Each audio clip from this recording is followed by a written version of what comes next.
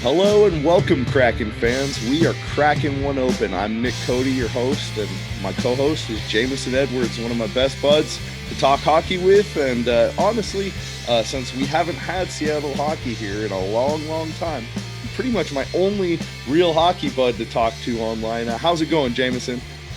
It is going, man. I've been excited for this for a while. Yeah. Not only for the podcast, but to see Seattle get a team. Absolutely, and I know a lot of people have, and as everybody's been saying and reminding everyone lately, the first American team in the NHL to get that Stanley Cup, and people are starting to remember that around here. Whether you were around for it in 1917 or not, everybody's really talking about that. And hey, we thought, what better idea than to bring the people a podcast where we can just sit back, talk every weekend here on a Friday, and just say, hey, let's talk about the Kraken over a beer, and we'll be cracking one open here pretty soon. So a little bit about myself as we start. If you don't already know or follow me, you can follow our account at Kraken One Open on Twitter and Instagram. But if you don't already follow us or know me from Twitter or however you found this podcast, I'm Nick Cody. I'm a former Oregon Duck, as you can tell. I've got to update a Kraken specific background for this podcast, but grew up in the Pacific Northwest region. I've always had a very strong interest in hockey, but never ever been able to get into it just because, the local teams I would go to were the Portland Winterhawks, the Everett Silvertips, occasionally the Seattle Thunderbirds. And even though, it's that level of hockey, you can get into it. And I am so excited for the Kraken. I was on the early wait list, but not early enough because boom, didn't have a chance. All of a sudden sold out in 12 minutes, but here I am. Instead, we're going to sit here, release a podcast, talk about it, and I'll go to what games I can and report back to you, Jameson. Where are you at? Tell the folks at home how you're experiencing it and where your allegiances are in the NHL. Sure. So I grew up in the early 90s, same way that Nick did. Started skating when I was 2, played double and triple A hockey for about 14 years. Decided to knock it off once college came around after a couple injuries. So unfortunately, I only play old man beer league nowadays, but I don't know if you guys can see, I'm a diehard Washington fan, even though I'm from Chicago. People ask me how that came to be. Playing old school NHL 94, I always played as the Penguins, but then I got sick of watching the Penguins always beat the Capitals, so I just turned into a Capitals fan in the mid 90s. So yeah, that's me.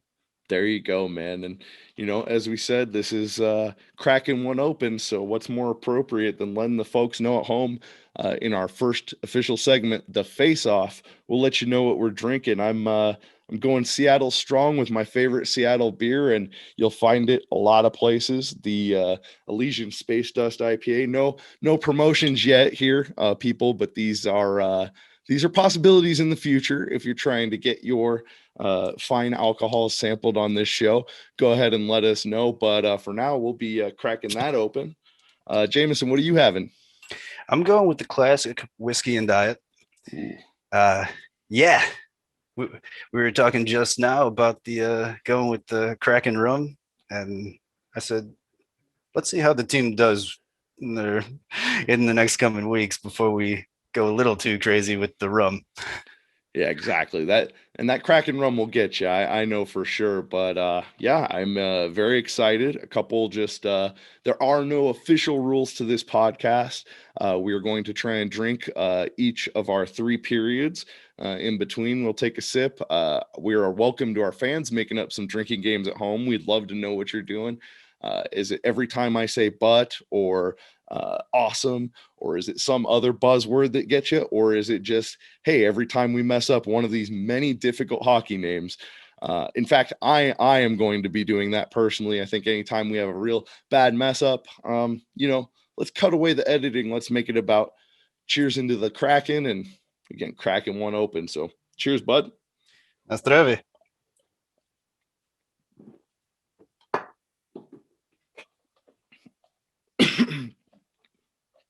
So our list of topics for today, every episode is basically going to be structured into 3 periods.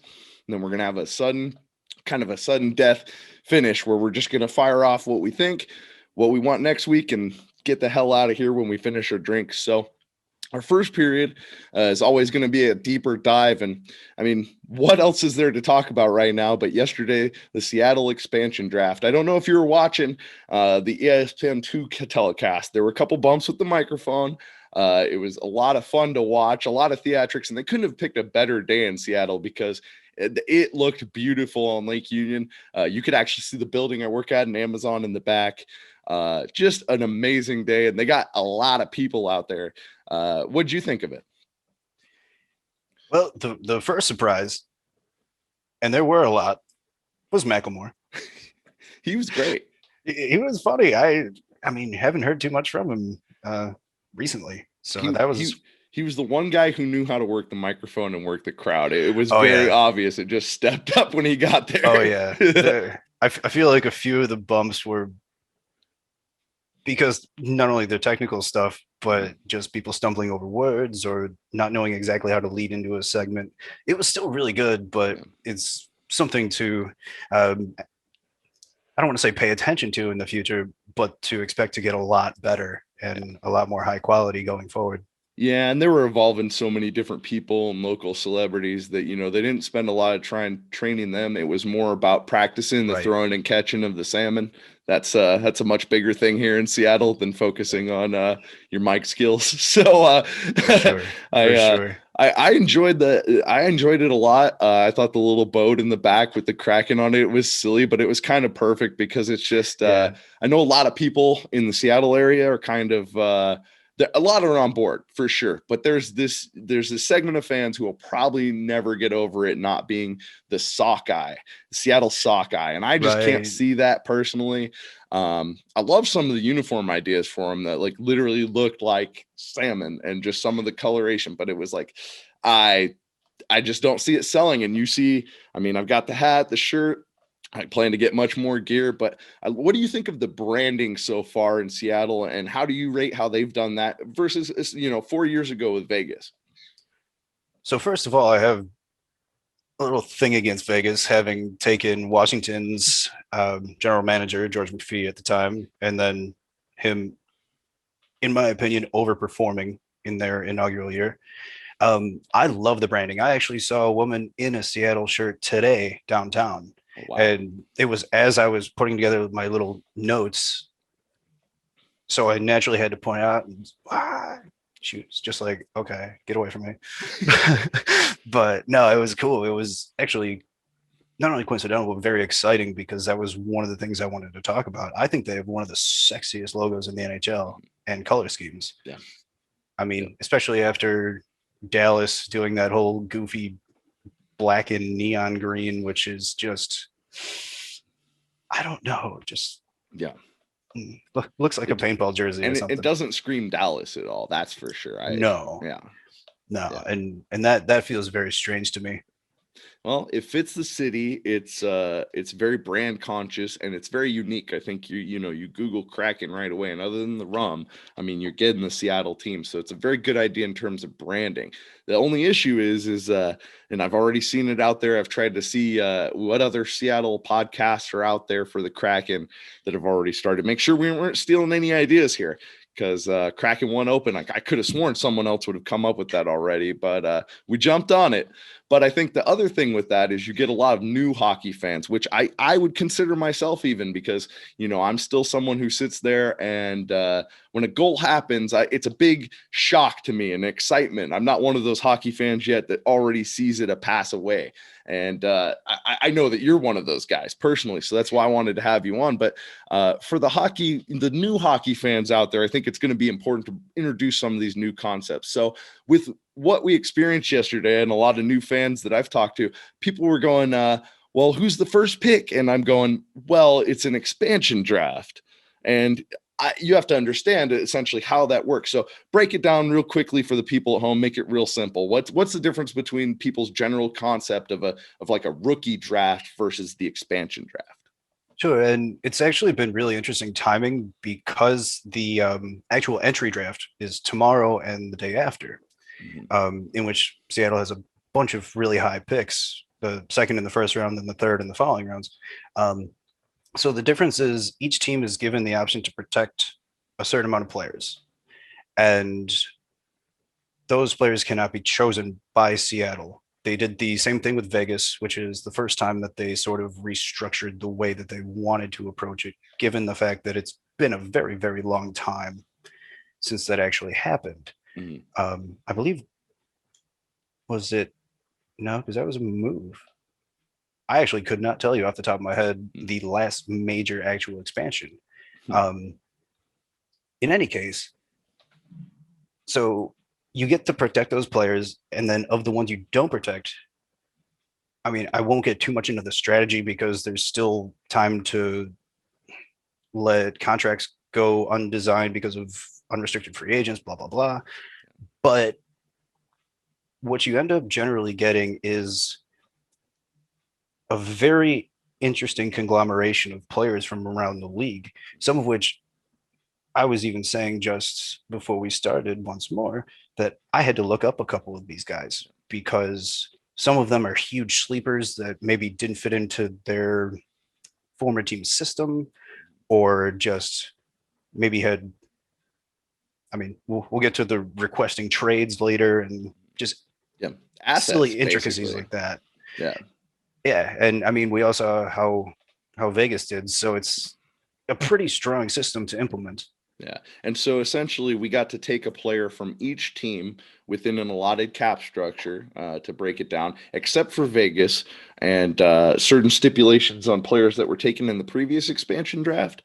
And then aside from that, just trying to make it all fit within the cap and then what you want to do with the players.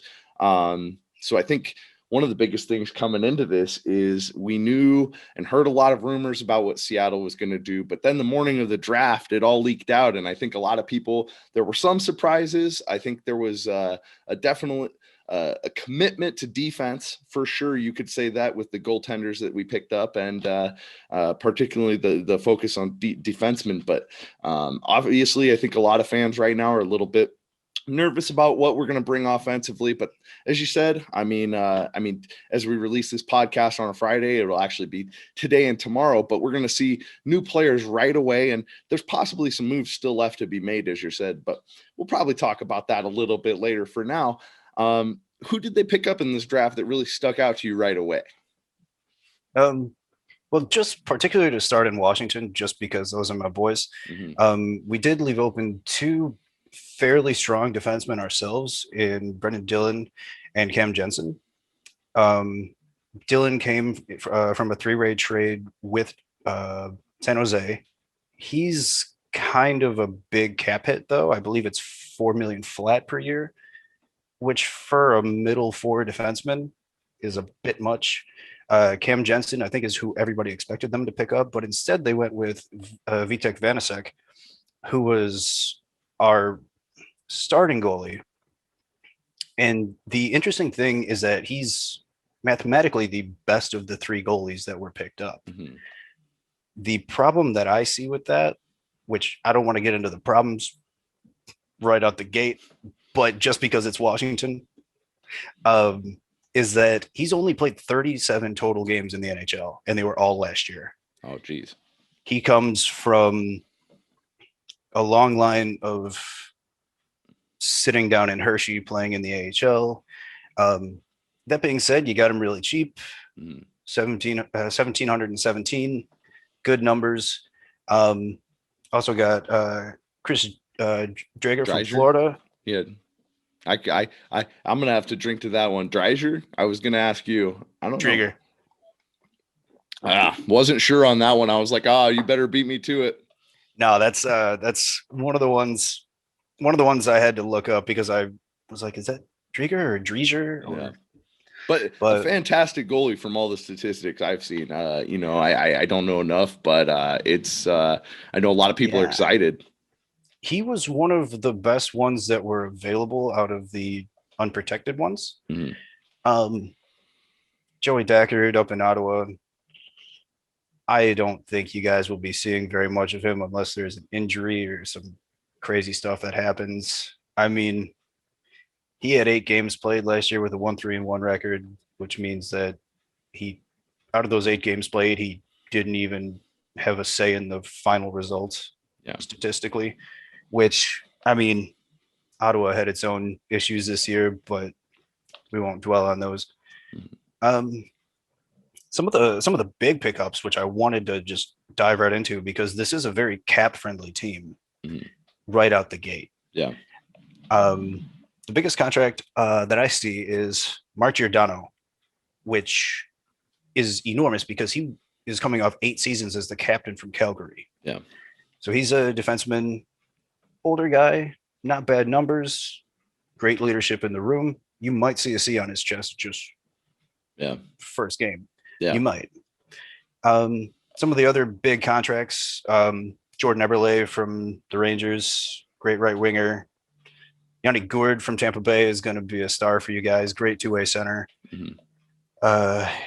Jimmy Oleksiak from Dallas. He's a defenseman. Another kind of, you'll see him dropping his gloves and swinging people around. Yeah, and Seattle fans will love that right away. Yeah.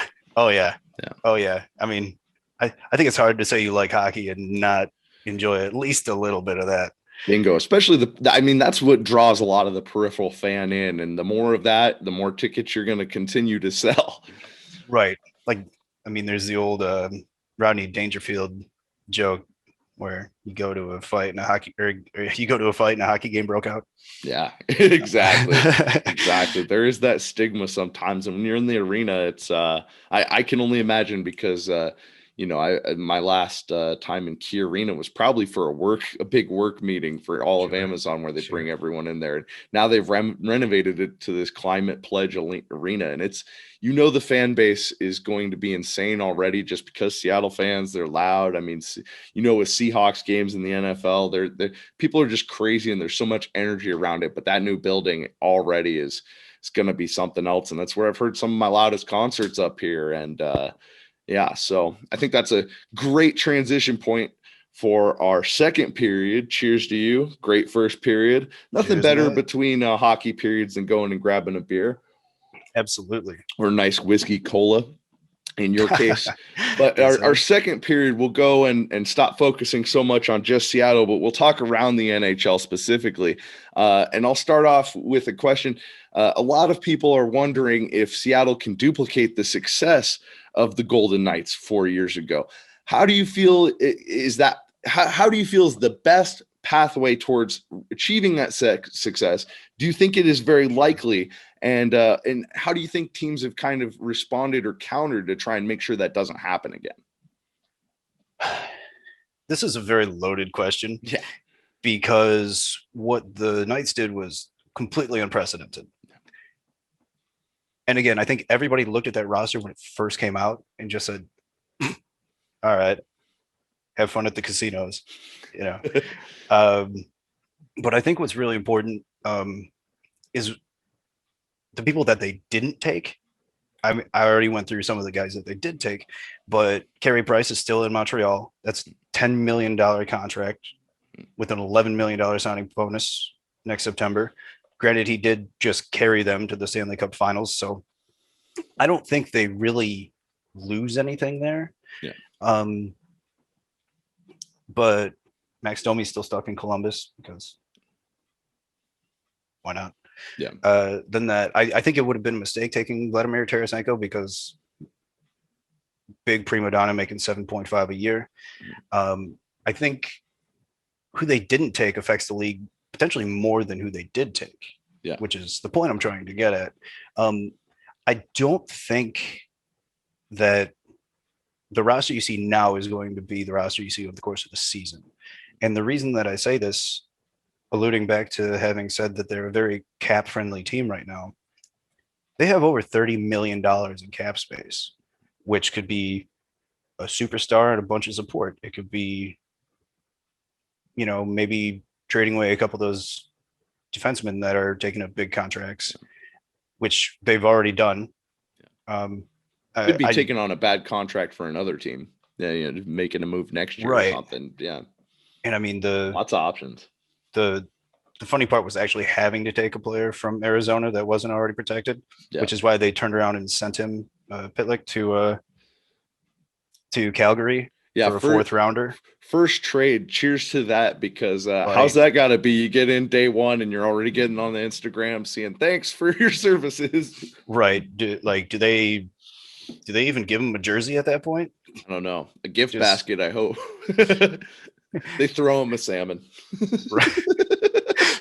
Here, catch it from the plane. Redirect it, yeah. Yeah, I mean, kind of going more around the league with how it would affect different teams. I think they had a steal with McCann in Toronto. He had a terribly small contract in 2.94 million when Toronto already has 3 players taking up 40% of their payroll, which is absurd. But hey, I got him to the playoffs for the first time since like 1692 or whatever the heck it was. The good old days. Yeah. Before ice was invented. When it finally had to come around to start playing games back outdoors again before it worked. Right. Which has also been a catastrophe in and of itself, but right. We can worry about that. We'll save that for another episode. We'll deep dive on that. Right. I mean, the interesting thing to me was the interaction between them and Edmonton and how they'll be playing each other, because Seattle got Larson, who's not bad, not good, just kind of there. He might be a top 4 with you guys to start. It's hard to say. Mm-hmm. I mean, you did get a fantastic defenseman in Vince Dunn instead of picking up Tarasenko at a much smaller contract. The thing is, being from Chicago, I've been hearing this nonstop, how Duncan Keith wanted to go back to Edmonton, who has a much bigger cap hit and is 38 years old, which for a hockey player is a borderline skeleton. Yeah. So, I mean, there's a lot going forward, because again, it's sitting on the cap related issue where they have so much room to work with that I think it's pretty much impossible to say right now how that's going to actually work with or against Seattle or any other team in the league over the course of the coming weeks or months. Yeah, definitely. And with all the teams in the league, does this do anything to change up, any other teams that could possibly be in a, better position now, or Seattle to basically dethrone Tampa Bay, having 2 years, and now they're starting to get cocky with those two, and then the NFL championship. I think Tampa Bay fans are just getting pretty spoiled right now. Is there any chance that anything we saw from the draft this week is going to shake things up for Tampa Bay and maybe makes a new favorite in the NHL this year? I think they lose, as I mentioned earlier, Yanni Gord. Yeah, the center, right? Because he offers such a defensive aspect to the game that you don't get from a lot of these guys that put up good numbers in the offensive zone as well. So I think that's going to hurt them quite a lot. Probably not so far as to make them very difficult to work around. Yeah. But they are still above cap for right now. So a bunch of teams have already been fined over a couple $100,000 for the long-term injury reserve, going into the playoffs and how that turned out. So, that's a totally separate issue as well. But especially as a Washington fan, it would pain me to see Tampa win not only the Cup, but the East 3 years in a row. Yeah. As exciting as it is to see a three-peat, I kind of just have to roll my eyes and say, please don't. Because, that is one of the big arguments, is that they're playing $18 million over the Cup. And the guy that they didn't have to pay all season came back and led the league in scoring in the playoffs, Nikita Kucherov. He had something ungodly, like 44 points in 32 games in the playoffs, which just doesn't happen, especially after not playing all season. Yeah. Yeah.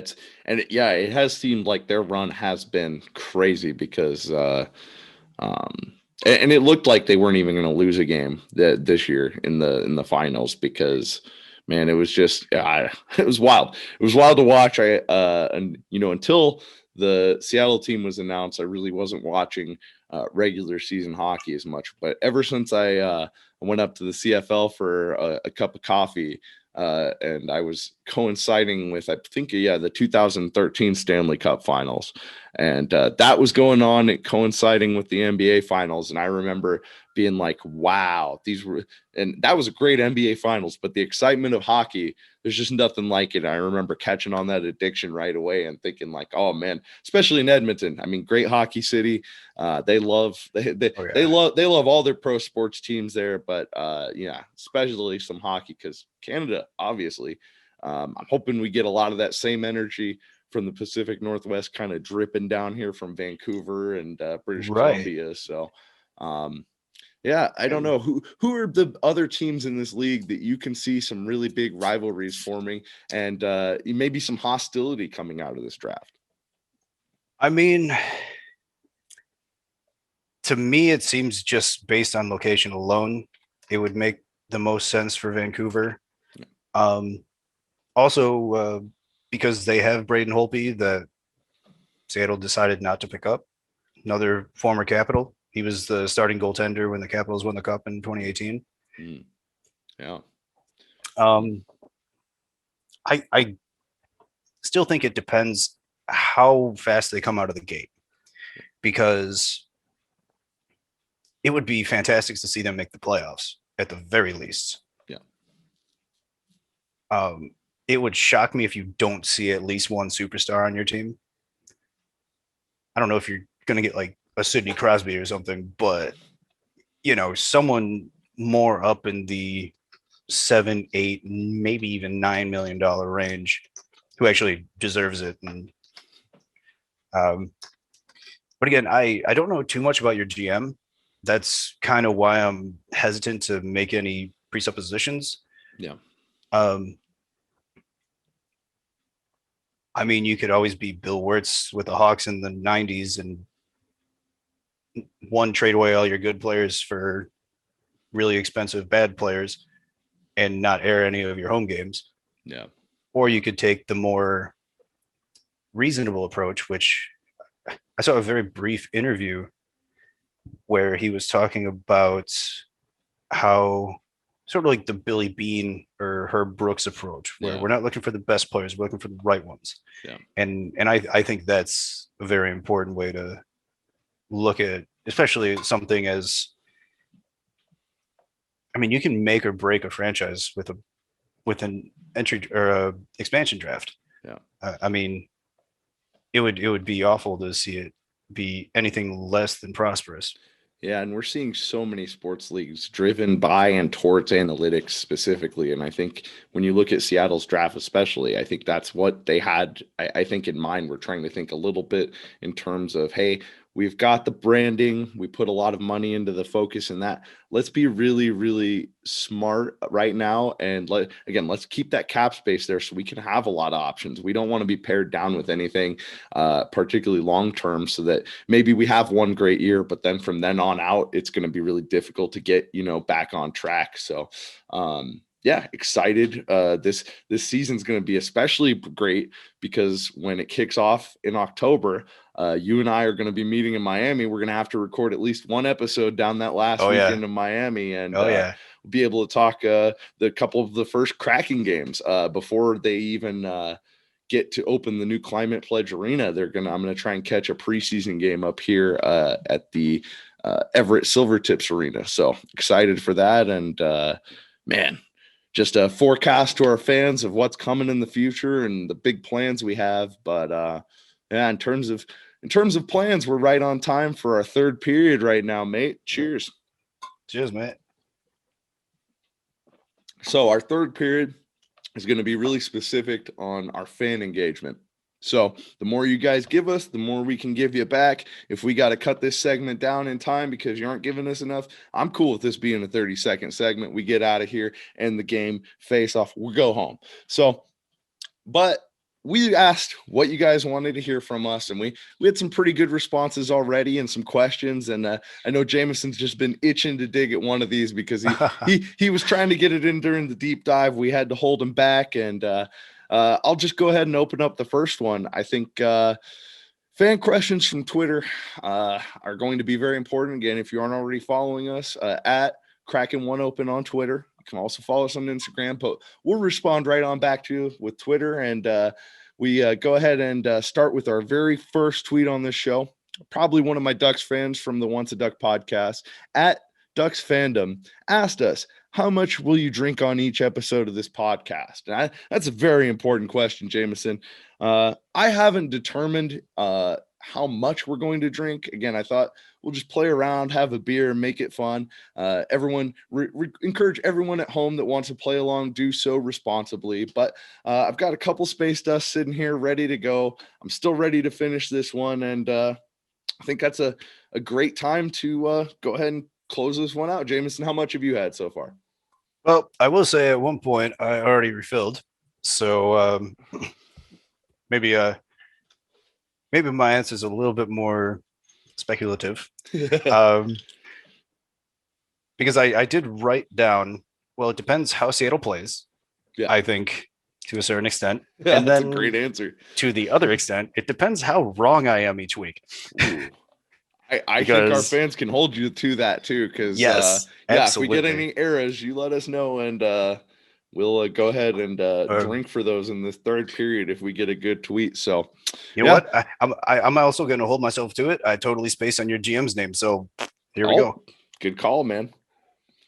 I wasn't going to say it at the time, but it's been kind of baiting my conscience a little bit. So yeah, for sure. Man. Well, that's an easy question, at least. Not too hockey related. We involved a little hockey relation there, but yeah, definitely. If the Kraken come out, especially if you see us in October and those like first 8 to 10 games, things are real tough. It might be a real rough episode in Miami. That would be very, very sad, actually. Oh no, would not set the tone for the following day. Yeah, no, not at all. But hey, we'll be on vacation then, so our mood will be great no matter what, I'm sure. But we'll see. Moving on. So from at Kraken Up North, I love that handle. Already got Kraken support. Do the Kraken have a chance at being top 3 in the Pacific? Are you saying there's a chance? I'm saying there's a very good chance. I like that. Well, here, let's see. So I'm just going to go down the line and give you my impression of, because you got to remember they did go back to the pre-COVID restructurization, where the Canadian teams are back in the they can cross the border during the course of the season, and it's a full 82 game season again, mate. So that's exciting. I feel that's important to point out. The thing, I mean, the really tough call was that Montreal looked like an absolute dumpster fire all season. And then just got on Carey Price's back and took a game off the eventual Stanley Cup winners. But they're in the East, so they don't really count. The problem was that the Canadian division looked like a load of crap this year. So, I mean, you just have the Edmonton Oilers re-signing Mike Smith, which is, but I think you guys beat any team in California easily. I think on the opposite end of the spectrum, I think you'd be very hard pressed to give Colorado and Vegas any level of run out the gate, barring some really good pickups and just phenomenal coaching and what have you. I want, as I said before, the Vancouver matchup to be competitive, because I think that would be really healthy for both cities. As long as it's taken in good nature, blah, blah, blah. But yeah, I mean, I think you guys can beat Edmonton, Calgary, and all 3 California teams. And moving forward. And you also don't know with the Canadians last year, with the different protocols going on, like how much that impacted everything, because it was just like 2 different worlds. And I mean, it still is, as we're in 2021 trying to move forward. And variants out there. Everyone be safe. But it's been wild to see the differences in particularly vaccine accessibility around the world and the impact that's had on professional sports. Because keep in mind, so many of these guys in this league, are from outside the just North America in general. I mean, you get a lot of Canadians and a lot of U.S. citizens that are interested. But man, the presence around the world that the NHL has is very significant. So it's important to keep in mind that, a lot of those differences last year made things really difficult. And I'm glad you brought that up because Edmonton was one of the teams that got hit hardest by that. Or not Edmonton, Montreal. Sorry. Montreal. Yep. I think at one point they had 11 players off their main roster out. I mean, granted, there was some Washington stuff too, but nowhere to that extent. I think at least every team had some amount of restructuring that had to go on for at least a game or two. Yeah. But Montreal was pretty brutal. Montreal, not Edmonton, sir. Yes. Yes. Oh, gosh. I got you. So we got one last one here, and it's a doozy. I think you're going to love it. In fact, I know you're going to love it. So from @IBleedBlazers, and again, thank you to everybody that reached out. We'll make sure to give you a retweet, let you know when this episode's dropped, let you know you're in it and mentioned, and thank you for your participation as always. What will be the ideal veteran goalie to pair with Drager, right? Drager, yeah. Woo, yeah. Got it. So I thought I had another round coming there. Since it's been widely reported he will be the pick from Florida, and that was incidental. He typed puck instead of pick, but we'll let it slide because this is an NHL podcast, and that's basically the same word to me. I mean, I'd probably type the same thing if I were Kraken One Open too, Exactly. But this was actually a question I asked myself on the drive back from work earlier. Yeah. Before I had even seen the question. Oh, wow. Because as I mentioned before, as of right now, your starting goaltender has 37 games under his belt in the NHL. Yeah. Granted, they were pretty decent games, but usually what teams employ is a veteran goaltender to be either in the quote unquote taxi squad as it was this past season, or just to be a mentor to younger guys. Yeah. And sometimes it just, like the Marc-Andre Fleury's of the world, sometimes it just happens. Right. Yeah. And so I have a list of names here, which are the first ones that came to mind that are old enough to keep these guys in check. Mostly former guys that were fantastic players that kind of tapered off. First one that came to mind was either Brian Elliott or Carter Hutton from Philadelphia and Buffalo, because they're both formerly very strong goaltenders who have just found themselves in not so good, what's referred to as the goalie graveyard, which was what, say, Los Angeles was in 2008, somewhere in there. I think a guy like that would be someone to look at, because a lot of these veteran guys, you're not going to pay them very much. Yeah. Part of the listing that I put down was either Craig Anderson or potentially Henrik Lundqvist, both who are still technically under contract in Washington right now. The difficult one, Lundqvist hasn't announced that he's playing this year because he had open heart surgery after signing the contract last year. Don't know how he's doing. I haven't seen an update personally. Excuse me. Boston's an interesting situation between Tuukka Rask and Yaroslav Halak, also former Capital, because Rask needs surgery and they don't know if they're going to be working with a contract or just some like proactive looking forward, which would make Halak the starter. They don't know what his timeline for recovery is quite yet. He's just flying back at the end of this week, I believe. Pecorine retired. What was that, last week, I want to say? Yeah. So, I mean, that would have been holy moly if you could get him into that situation Yeah. where you could sign him for 2 million, Yeah. which is more than a guy his age usually gets. Yeah. Yeah. That would have been a great idea. I did mention Mike Smith, but he just resigned in Edmonton. Yeah. Got Edmonton right that time. Like a lot of people had mentioned, particularly in a couple of our mentions on our social media accounts, the Carey Price thing. How do you feel about how do you feel about that turning out? Because I know there's some people that thought that still should have happened anyways up here.